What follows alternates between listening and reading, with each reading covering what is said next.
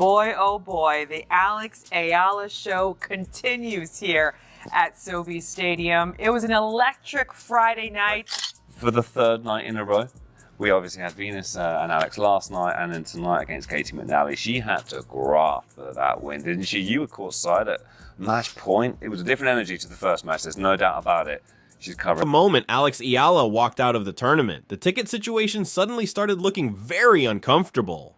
Was it just a coincidence, or did Eala leave behind something Wimbledon desperately needed? Now, the question nobody expected to ask is getting louder. Was Eala quietly becoming one of the biggest attractions in tennis without Wimbledon even realizing it? Oh, we're back here again, and it's Alexandra Eala. That's right, she's done it again, and she does it only, it seems, in dramatic fashion.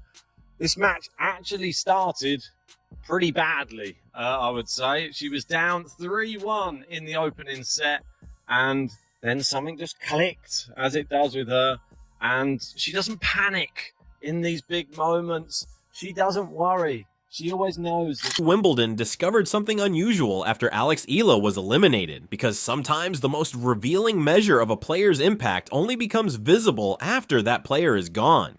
The tournament continued as usual, the grass remained immaculate, the strawberries and cream certainly did not declare a national emergency, and some of the finest players in the world were still competing.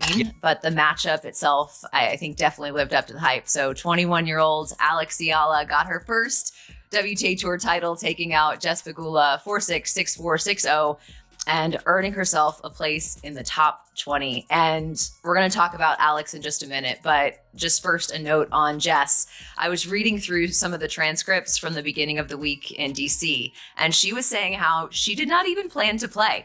She decided at the last minute to go play in DC, a tournament that she's Yet online, a striking narrative began spreading among fans, with people asking whether Wimbledon suddenly felt quieter without the young Filipina who had transformed ordinary walks through the grounds, practice sessions, and matches into massive gatherings filled with red, white, blue, and yellow. Eala is on a very impressive winning streak. She won Washington, DC, the 500 tournament last week, and now she's won her first couple of matches here as well. So she's looking to extend a very impressive hardcourt winning streak against some very good players, some of the top players on tour. For Belinda Bencic, this is an opportunity for her to make a quarterfinal at the Masters 1000 tournament in Canada. She's been on tour for a while. She's 29 years of age. She's a mother. She's won in. Some posts even connected her departure to claims of softer ticket demand, but that specific ticket sales narrative should be treated carefully unless it is supported by official Wimbledon figures.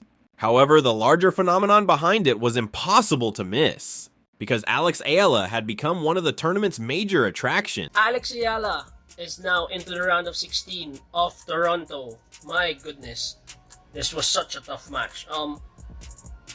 It was so competitive on both sides. Alex was strong, especially with her backhand. But Katie McNally, kudos to her. She was also really, really good tonight. With her forehands especially.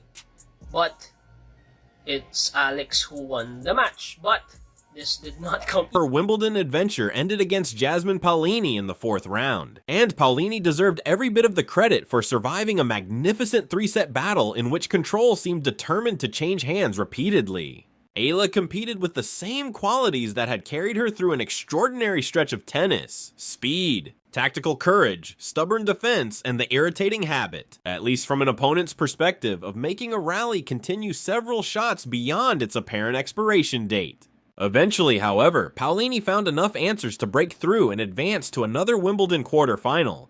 While for Eala, the scoreboard said elimination, but almost everything happening around that scoreboard suggested that something much larger had begun. The scale of her Wimbledon experience was especially remarkable because Eala was only 21, a detail that can be surprisingly easy to forget when watching the composure she brings to the biggest stages. She speaks about pressure with the perspective of someone who understands that professional sport does not have a monopoly on hardship. And throughout her rise, she has pointed toward ordinary Filipinos, including parents like her own, who work, provide for their families, and make sacrifices under pressures that never appear beneath television lights. That perspective helps explain why enormous expectations have not seemed to overwhelm her, because she understands their weight, but she also understands where they belong. On the court, she has developed a similarly pragmatic personality, and when asked about opponents having difficulty dealing with her slower serve, Eala acknowledged something every serious scouting report already knows: she is not trying to win an arms race from the service line.